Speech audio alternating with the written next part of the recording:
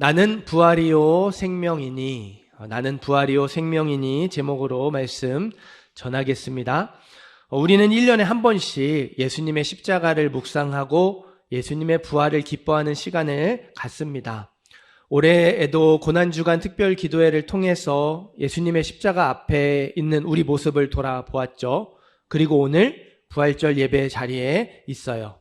예수님의 부활을 우리가 왜 기뻐해야 하는지, 예수님의 부활이 우리 삶에 어떤 역할을 하고 있는지를 깊이 깨닫는 저와 여러분 되기를 간절히 소망합니다.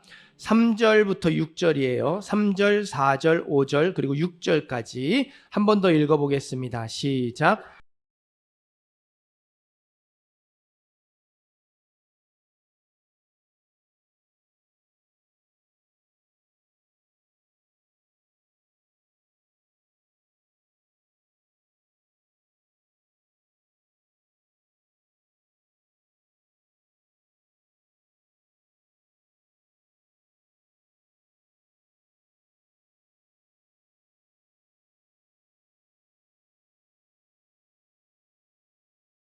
아멘.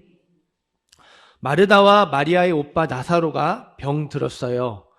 어떤 병이었는지는 모르겠습니다. 하지만 매우 심각한 병이었고 죽을 병이었던 것 같아요. 마르다와 마리아가 예수님께 사람을 보내서 오빠의 소식을 전하죠. 주님께서 사랑하시는 자가 병들어 죽어가고 있습니다. 마르다와 마리아가 나사로를 어떻게 소개해요? 사랑하시는 자. 예수님이 사랑하시는 자라고 표현을 하죠. 예수님과 나사로가 그냥 일반적인 관계가 아니라 특별한 관계였다는 걸 강조하는 거죠. 예수님도 본래 마르다와 그 동생과 나사로를 사랑하셨다고 기록하죠. 예수님과 이 3남매는 특별한 관계였던 것 같아요. 11절에서는 나사로를 아예 대놓고 우리 친구라고 부르십니다. 우리 친구. 엄청 가깝지 않으면 이런 표현을 쓰지 않으셨겠죠. 그렇게 특별한 관계. 우리 친구라고 부를 정도로 가까운 사람, 사랑하는 사람의 죽어가는 소식을 들었어요. 그런데 예수님은 이 병은 죽을 병이 아니다 말씀을 하셨고요. 거기서 이틀을 더 머물러 계셨습니다. 여러분, 사랑하는 사람이 병들어 죽게 되었다는 소식을 들었는데 이틀을 그냥 더 머물러 계실 분 계신가요? 아니죠. 이해하기 힘든 반응이에요. 이 병은 죽을 병이 아니라고 말씀을 하셨는데 나사로 병들어 죽어가고 있었고요. 그 병으로 결국 죽게 되었어요. 이해할 수 없는 말씀과 이해할 수 없는 반응이 이 이야기의 시작부터 나오고 있죠. 마르다와 마리아의 요청을 잘 보셔야 하는 이유가 여기에 있어요. 나사로가 병들어 죽게 되었으니 예수님 빨리 와주세요 부탁하지 않죠. 나사로가 병들어 죽어가고 있다는 소식만 알립니다. 왜 와달라고 하지 않고 소식만 전했을까요? 예수님이 나사로의 집에 오시기에는 위험한 상황이었고 또 나사로가 지금 병이 매우 위독한 상황이었기 때문에 그래요. 나사로의 소식을 듣고 이틀을 더 머물러 계셨다가 예수님이 유대로 가자고 말씀을 하세요. 제자들이 예수님을 말립니다. 랍비여, 방금도 유대인들이 돌로 치려 하였는데 또 그리로 가시려 하나이까? 방금 유대 지역에서 유대인들이 예수님 돌로 치려고 해서 이 요단강 건너편으로 넘어왔는데 또 거기 가시냐고 말리는 거죠. 예수님이 세 남매가 사는 베다니는 예루살렘과 오리 2km 떨어져 있었어요. 베다니를 가려면 예루살렘을 통과해야 합니다. 요단강 건너편에서 예루살렘을 통과해서 베다니로 가야 되는 거예요. 유대인들이 돌로 치려고 하니까 이 예루살렘을 피해서 돌아간다고 하더라도 오리잖아요. 2km예요. 금방 쫓아올 수 있는 가까운 거리죠. 그래서 와달라고 하지 않고 소식만 전한 거예요. 예수님 여기 오시면 위험해요. 그리고 우리 오빠는 지금 매우 위독한 상황이니까 거기서 말씀만으로 우리 오빠 고쳐주세요. 거기서 바로 그 자리에서 말씀만으로 우리 오빠 살려주세요 요청한 거예요. 예수님의 능력을 믿고 요청했습니다. 믿음으로 반응했죠. 대단한 믿음이죠. 이렇게 대단한 믿음으로 요청을 했으면 예수님도 그 믿음을 기뻐하시고 소식을 듣자마자 나사로야 나아라. 나사로야 나아라 한마디 말씀만 해주시면 돼요. 죽어가는 신하의 아들을 말씀으로 살려주셨던 것처럼 나사로도 살려주시면 되는 거죠. 그런데 예수님이 그렇게 하지 않으셨어요. 정말 이상하지 않아요? 예수님이 마르다와 마리아의 간절한 요청을 냉정하게 외면하시는 것처럼 보여지고요. 의도적으로 나사로의 죽음을 방치하는 것처럼 보여집니다. 죽어간다는 소식을 듣고도 이틀 지체하셨고 죽은 지 나흘 지나서 베다니에 도착하셨거든요. 아예 안 가셨다면 모를까. 가셨잖아요. 가시는데 이틀 지체하시고 나흘 뒤에 도착하셨단 말이에요. 많은 학자들이요, 이틀과 나흘을요, 다음과 같이 설명을 해요. 요단강 건너편에서 베다니까지요, 하루길입니다. 걸어서 하루 걸려요. 예수님 이틀 지나서 출발하셨죠. 나사로 죽을 때까지 기다렸다가 나사로가 죽고 나서 출발을 하셨다면 며칠 지나야 해요? 3을 지나야 되죠. 이틀 머물러 계셨다가 나사로가 이게 출발하시니까. 근데 예수님은 나사로가 죽은 지 나흘 후에 도착하셨죠. 그 하루가 비어요. 그 하루를 나사로의 소식을 가지고 예수님께 온 시간으로 해석을 합니다. 베다니에서 예수님 계신 곳까지 소식을 전하는데 하루, 예수님이 소식을 들으시고 지체하시는 이틀, 3일, 그리고 갈릴리 건너편에, 요단강 건너편에서 베다니로 가시면서 하루, 이렇게 4일이라는 거예요. 다시 말해 나사로는 예수님께 소식을 전하러 가는 그 사이에 죽었다는 거죠. 당연히 예수님도 소식을 들은 시점에 나사로가 죽었다는 걸 아셨다는 거예요. 죽은 지 나흘이 지난 시점에 도착할 수 있도록 일부러 이틀을 지체하셨다, 이렇게 해석을 합니다. 그래도요, 논리적으로는 맞죠. 하루, 이틀, 하루, 4일. 시간상으로는 충분히 이해가 되고 논리적으로는 이해가 되지만 그래도 마음에 걸렸어요. 왜 그러셨을까? 이미 늦었다면, 소식을 들었을 때 이미 죽었다면 기왕 가실 거 조금이라도 빨리 가실 수는 없었을까? 그 절망의 시간을 조금이라도 짧게 만들어주시는 게 사랑이 아닐까? 불편한 마음 떨쳐버릴 수 없었습니다. 어차피 나사로 다시 살려주실 거잖아요. 가서 살려주실 거면 굳이 이틀의 시간을 기다리셔야 하는지, 그 시간을 하루로 줄이면 안 되고 한나절로 줄이면 안 되는 것인지 참 답답했어요. 예수님이 나사로를 다시 살려주셨다고 해서 그 지체하셨던 이틀, 그 시간이 아무렇지도 않아지는 건 아니잖아요. 오히려 이러한 결과가 병 주고 약 주는 것처럼 느껴질 수 있다는 거예요. 사랑하는 가족의 죽음은요, 그 어느 것과도 비교할 수 없는 아픔과 상실이기 때문에 그렇습니다. 우리 21절 말씀 한 번 더 읽어보겠습니다. 21절 말씀 읽습니다.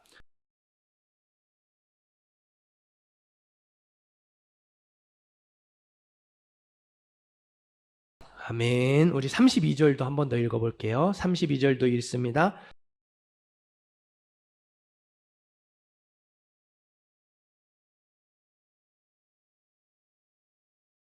아멘. 주께서 여기 계셨더라면 내 오라버니가 죽지 아니하였겠나이다. 마르다와 마리아가요, 글자 하나 틀리지 않고 똑같이 미리 말을 맞춘 것처럼 똑같이 말을 하죠. 이런 뜻이에요. 예수님 오실 거면 조금만 더 빨리 오시지 그러셨어요. 예수님 오실 거면 조금만 더 빨리 오시지 그러셨어요. 주님이 여기 계셨다면 우리 오빠 죽지 않았을 텐데 너무 늦게 오셨잖아요, 말하는 거예요. 물론 마리아와 마르다도 알고 있었어요. 예수님께 소식이 전해졌을 때 이미 오빠가 죽었다는 거 알았어요. 그러나 그 늦은 소식이 전해졌을 때 오빠가 다시 살아날 수 있을 거라고 믿었어요. 가는 중에, 소식을 전하는 중에 오빠가 죽었다 하더라도 예수님이 그 소식을 들으면 우리 죽은 오빠 다시 살아날 거라고 믿었다는 말이에요. 멀리서도 말씀만으로 질병을 고칠 수 있었던 예수님의 능력을 이 자매는 믿었죠. 죽은 자를 다시 살리시는 능력도 믿었어요.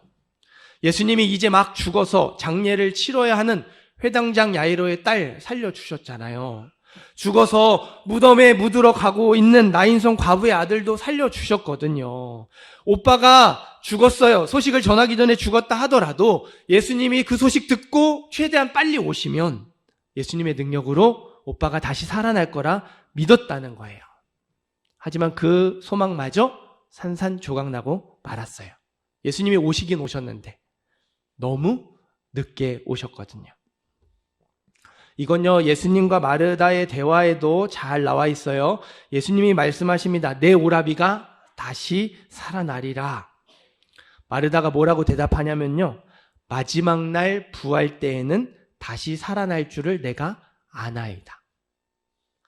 마지막 날 부활 때에는 오빠가 다시 살아날 줄 안대요. 뭐 이런 거죠. 네, 저도 알고 있어요. 마지막 날 부활 때 오빠도 다시 살아날 거예요. 우리가 장례식장에서 가족을 잃은 그 슬픔과 당한 유족들에게 천국의 소망으로 위로해주고 서로 위로받는 것처럼 마르다도 그렇게 말하는 거예요. 알아요. 우리 오빠 지금 천국에 있고 우리도 나중에 천국에 갈 거고 천국에서 다시 만날 거고 마지막 날 부활하게 될 거 믿어요. 말씀을 준비하면서요, 이 마르다와 마리아의 믿음이 참 대단했다는 사실을 새삼 깨닫게 돼요. 멀리서도 우리 오빠의 질병을 고칠 수 있다고 믿었고, 죽어서도 예수님이 죽은 오빠를 다시 살릴 수 있다고 믿었고, 그래서 너무 늦게 오셨지만 마지막 날 부활하게 될 것도 믿었어요. 그래서요, 더 마음이 불편하고 답답하고 어려웠습니다. 차라리 믿음이 없었다면, 믿음이 연약하고 온전하지 못했다면, 뭐 이렇게 죄짓고 하나님 믿고 의지하지 못하면서 방황했다면 차라리 나을 텐데, 너무나도 하나님을 온전히 믿고 의지하며 신뢰했던 이 자매였기 때문에 이렇게 행하시는 일들이 불편하고 답답하게 다가왔습니다.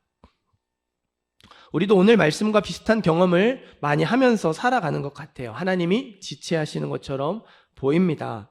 하나님이 도와주시지 않는 것처럼 보이죠. 방황하다가 그런 게 아니라 하나님을 믿고 하나님만 붙들며 간절하게 기도하죠. 하나님이 도와주시지 않으면 안 되니까 간절하게 기도해요. 그런데 그 기도가 안 이루어지죠. 가족의 구원을 위해 오랫동안 기도했는데 여전히 그 응답이 나타나지 않아요. 조금도 믿을 기미가 보이지 않습니다. 억지로 교회에 등록도 시켜보고요. 사정사정해서 예배 자리도 앉혀나 봅니다. 거기에서 은혜 받았으면 좋겠는데 은혜를 못 받죠. 좀처럼 마음의 문을 열지 않아요. 그럴 때마다요, 너무 쉽게 믿고 너무 쉽게 신앙생활하는 성도의 가정 부럽죠. 정말 부러워요. 마음이 애려요. 내 부모, 내 남편, 내 자녀, 내 아내가 구원받을 수 있을까? 내 가족이 구원받을 수 있을까? 낙담하죠. 좌절이 찾아옵니다. 이 자리에 자녀를 위해서 밤낮 눈물로 기도하는 부모님들 많이 계실 거라 생각해요. 기도한 대로 번듯하게 자라고 기도한 대로 믿음 안에서 아름답게 자라면 좋겠는데 어떻습니까?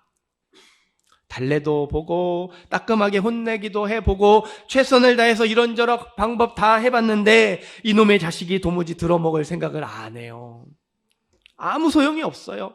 그럴 때마다 믿음 안에서 잘 자란 성도의 자녀를 보면요, 열불이 터지죠. 다 때려치고 싶어요. 왜 하나님은 내 기도만 들어주시지 않나? 원망이 터져 나오는 거예요. 주께서 여기 계셨더라면 우리 오빠가 죽지 아니하였겠나이다. 똑같이 말하는 거죠. 질병의 문제, 물질의 문제, 인생의 여러 문제도 마찬가지예요. 왜 안 고쳐주시고, 왜 데려가시고, 왜 이렇게 구차하게 살아가게 하시는지, 다른 사람의 길은 잘만 열어주시면서 왜 내 길만 안 열어주시는지, 그럴 때마다 이렇게 신앙생활하는 게 무슨 의미가 있나, 하나님 앞에 엎드려 기도하는 게 무슨 소용이 있나 생각이 듭니다. 믿음이 흔들리는 거예요. 우리가 매일 수많은 기도의 제목들을 하나님께 올려드려요. 정말 내 기도를 들어주실까? 안 들어주시면 어쩌지? 의심하면서 기도하는 성도들 없어요. 뭐 들어주시면 좋고 안 들어주시면 어쩔 수 없고 이렇게 기도하는 성도들도 없어요. 모두 응답해 주실 걸 믿고 간절한 마음으로 기도하죠. 하나님이 도와주시지 않으면 방법이 없으니까, 하나님이 능력이 아니면 안 되니까 엎드려 기도하고 또 기도하는 거잖아요. 그런데 기도 응답이 없어요. 속히 응답이 나타나지 않아요. 내 기도만 응답이 안 되고 다른 사람의 기도만 응답되는 것처럼 보일 때 어떤가요? 저와 여러분도 하나님이 지체하시는 것처럼 느껴지겠죠. 도와주시는 건 아는데, 응답해 주시는 건 아는데 너무 늦게 오셔요. 오셔도 너무 늦게 오시는 것처럼 느껴지죠. 그래서 우리도 마르다와 마리아처럼 말할지 몰라요. 주께서 여기 계셨더라면, 주께서 내 기도를 들으셨다면, 빨리 들어주셨더라면, 하나님 왜 이틀이나 지체하시고, 하나님 왜 나흘이 지나서야 오십니까? 말할 수 있다는 거예요. 도대체 하나님은요, 왜 사랑하는 자녀들의 어려움을 보고도 빨리 응답해 주시지 않고 오늘의 말씀처럼 지체하시는 걸까요? 그렇게 하나님이 지체하시고 더디 응답하시는 이유가 무엇일까요? 39절 말씀에서 우리 답을 찾아보면 좋겠어요. 39절 함께 읽겠습니다.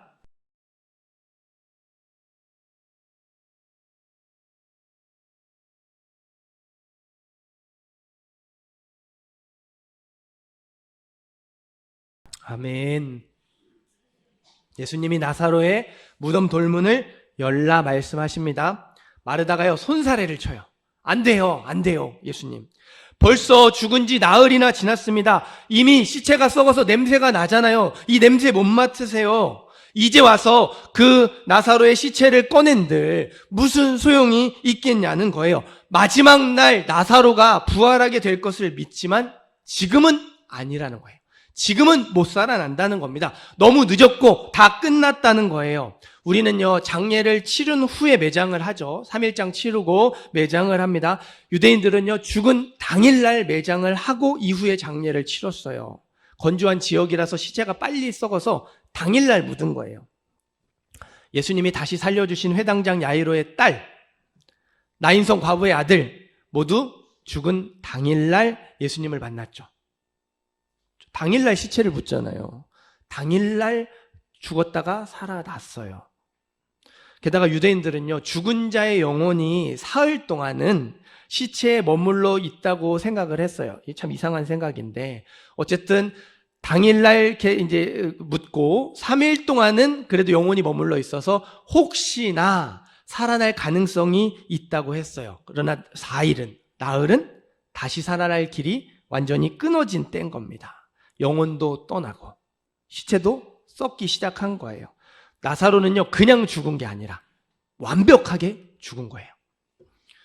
마르다는 예수님의 능력을 제한하고 있어요. 각종 질병을 고치고 귀신을 내쫓고 물을 포도주로 만드신 예수님, 오병이의 엄청난 기적을 일으키시고 말씀으로 풍랑을 잠재우신, 자연의 법칙마저 바꾸신 예수님, 당일에 죽은 사람도 다시 살려내시는 능력의 예수님이지만 오빠의 완벽한 죽음만큼은, 영혼도 떠나고 시체도 썩어버린 오빠의 완벽한 죽음만큼은 해결할 수 없다고 생각한 거죠. 예수님이 마르다에게 분명하게 선포하셨어요. 나는 부활이요 생명이니. 나는 부활이요 생명이니. 오늘 설교 제목 있잖아요. 나는 부활이요 생명이니 나를 믿는 자는 죽어도 살겠고 무릇 살아서 나를 믿는 자는 영원히 죽지 아니하리니. 그 다음이 중요해요. 이것을 내가 믿느냐. 내가 부활이고 생명, 부활 생명인데 나를 믿는 자는 죽어도 살겠고 살아서 나를 믿는 자는 영원히 죽지 아니할 것이다. 죄의 권세로부터 해방이 될 것이다. 이것을 내가 믿느냐. 마르다에게 예수님의 부활 생명을 믿고 믿음으로 반응할 것을 요청을 하셨어요. 그래서 이 병이 죽을 병이 아니라고 말씀하셨던 거예요.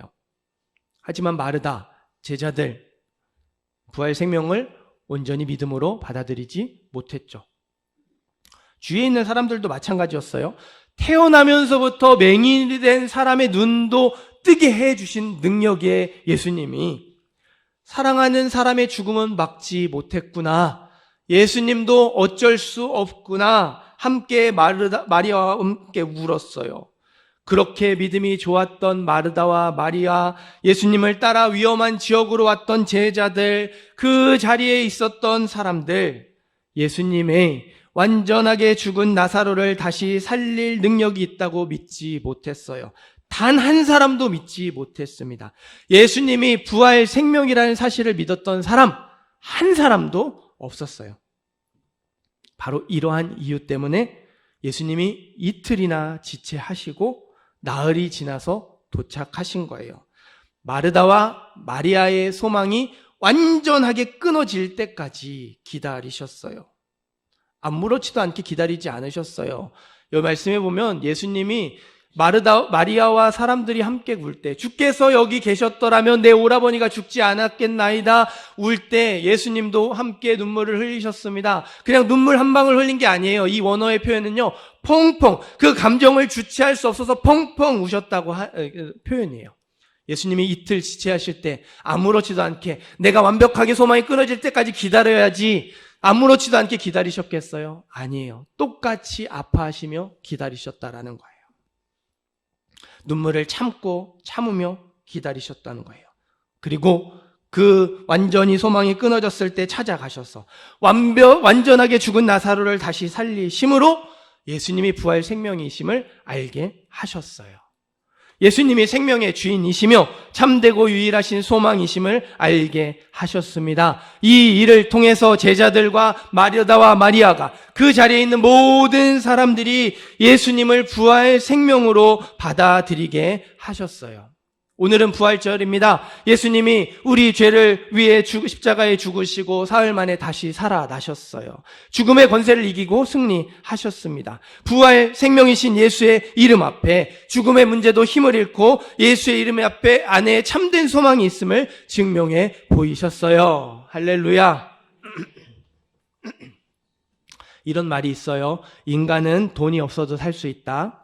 건강이 없어도 살 수 있고 명문대학 졸업장이 없어도 살 수 있다. 그러나 인간은 소망 없이는 살 수 없는 존재이다. 뭐 없이 살 수 없대요? 소망 없이는 살 수 없는 존재래요. 여러분, 돈이 우리의 소망이 될 수 없습니다. 건강과 학벌과 명예가 우리의 소망이 될 수 없고요. 마찬가지로 우리가 원하고 바라는 그 기도 제목도 우리의 소망이 될 수 없어요. 우리의 기도 제목이 소망이 되어서도 안 된다는 거예요. 부활 생명이신 예수님, 우리 주님만이 저와 여러분의 참 소망이 되어야 함을, 저와 여러분의 유일한 소망이 되어야 함을 말씀하시는 거예요. 믿으십니까? 지난 3월에 유키즈 온 더 블럭 그 예능 프로그램에 이지선 교수 인터뷰가 나왔어요. 여러분 아시죠? 이지선 교수. 졸업을 앞둔 23살의 여대생이 교통사고로 한순간에 희망에서 절망으로 인생이 바뀌었죠. 신호를 기다리고 있었는데 음주운전 차량이 속도를 줄이지 않고 그대로 달려와서 쾅 받아버렸죠. 차에 불이 났습니다. 그 불이 이지선 교수를 덮쳤어요. 온몸에 2도, 3도 중화상을 입고 응급실로 실려가죠. 의사들이 화상도 심한데 맥박이 안 잡히니까 더 나빠지기 전에 작별 인사를 하라고 가족들한테 말했어요. 천만다행으로 죽을 고비를 힘겹게 넘기죠. 수십 차례 회복을 위한 수술을 받았어요. 여러분, 수술 어떤 마음으로 받으세요? 좋아지려고 수술 받으시죠? 나빠지려고 수술 받는 분 없어요. 수술을 받으면 나아질 거라고 기대했습니다. 그게 뭐 좋아지는 거겠죠. 죽었던 감각들이 살아오니까 어때요? 더 통증이 크게 다가왔죠. 그 고통을 이지선 교수는 이렇게 표현했어요. 지옥에서나 들릴 법한 소리가 이런 소리가 아닐까 생각한다고. 담담하게 말하는데요. 얼마나 힘든 과정을 겪었는지를 생각해 볼 수 있었어요. 누워만 있다가 앉게 되었습니다. 누워있을 때는 상처가 안 보이죠. 앉으니까 비로소 자기 몸이 보이는 거예요. 살색이라고 부르는 피부를 하나도 찾아볼 수 없는 몸. 아, 살 수 없는 상황이구나. 더 깊은 절망으로 빠져들었습니다. 엄마한테, 엄마, 나 살 수 없을 것 같아. 우리 마음에 준비하자. 말했어요.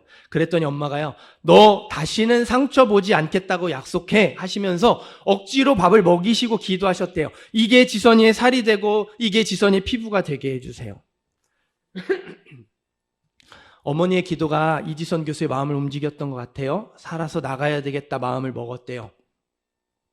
할 수 있는 일, 아픈 거 참기, 밥 잘 먹기, 할 수 있는 일을 최선을 다해 열심히 했어요. 중환자실에서 나왔습니다. 7개월 후에 건강하게 퇴원했어요.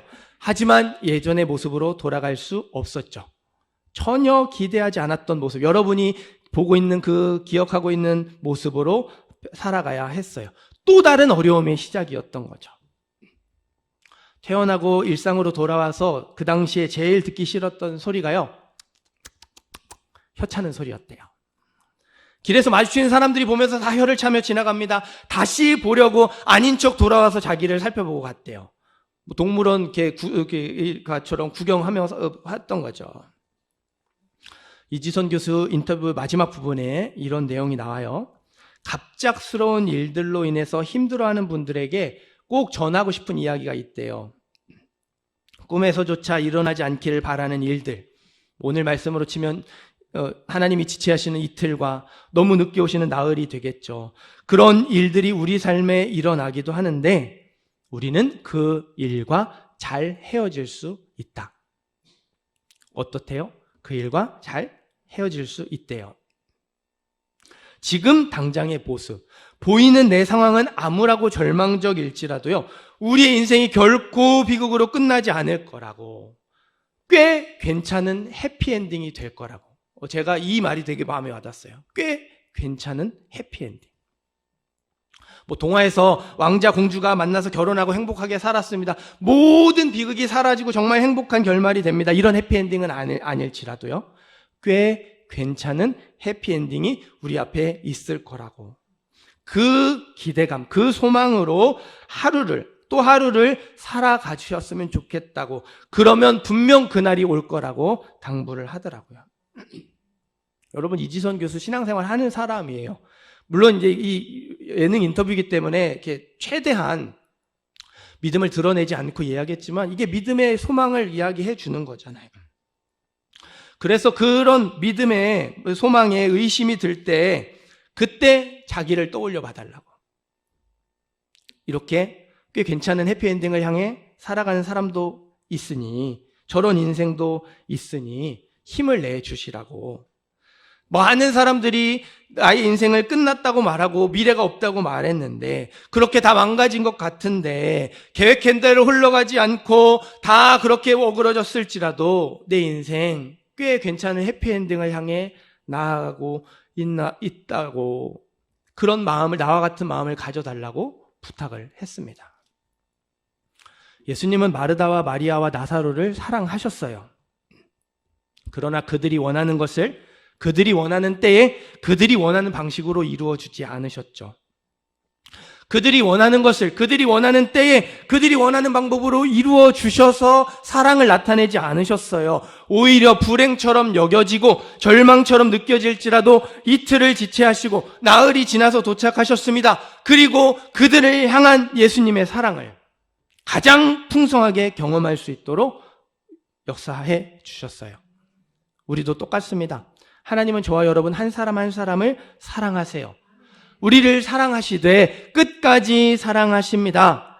그렇다고 해서 우리가 원하는 것을 우리가 원하는 때에 우리가 원하는 방식으로 이루어 주지는 않으실 거예요. 오늘 말씀처럼 이틀을 지체하시고 나흘이 지나서 도착하시는 경우가 훨씬 더 많겠죠. 하나님의 때에 하나님의 방법대로 우리를 향한 하나님의 뜻이 이루어지게 하실 거예요.